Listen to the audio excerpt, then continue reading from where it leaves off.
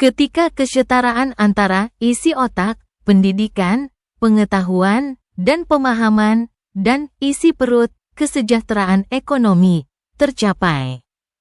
Peluang untuk perilaku menyimpang seperti korupsi atau tindakan yang merugikan masyarakat dapat berkurang drastis.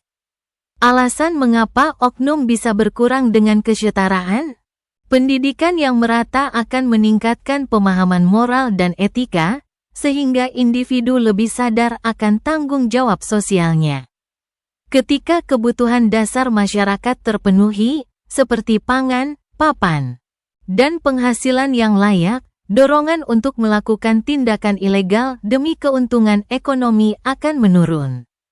Masyarakat yang berpengetahuan luas dan sejahtera lebih kritis terhadap kebijakan, sehingga sulit bagi oknum untuk melakukan penyimpangan tanpa diawasi. Ketimpangan ekonomi sering menjadi akar masalah oknumisme. Ketika semua individu merasa diperlakukan adil, potensi konflik dan penyalahgunaan kekuasaan menurun. Rakyat butuh kesetaraan otak dan perut. Pemerintah harus membangun pendidikan berkualitas untuk semua. Minimal wajibkan pendidikan hingga tingkat menengah atas dengan kurikulum yang relevan dan aplikatif.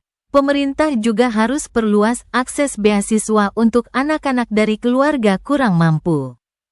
Dalam hal menciptakan lapangan kerja yang layak, pemerintah harus mendorong investasi dalam sektor yang padat karya dan berikan pelatihan keterampilan, vocational training, yang sesuai dengan kebutuhan pasar kerja.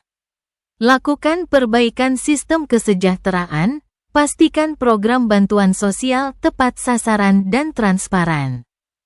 Berikan subsidi untuk kebutuhan pokok seperti pangan dan kesehatan bagi masyarakat kurang mampu.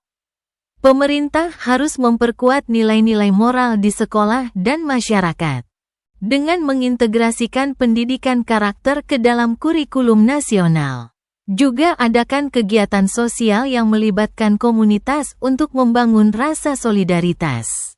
Sementara untuk pemerataan pembangunan daerah, fokuskan dulu pembangunan di daerah tertinggal agar tidak ada kesenjangan antar wilayah. Pastikan juga akses infrastruktur, listrik, dan internet di seluruh pelosok negeri.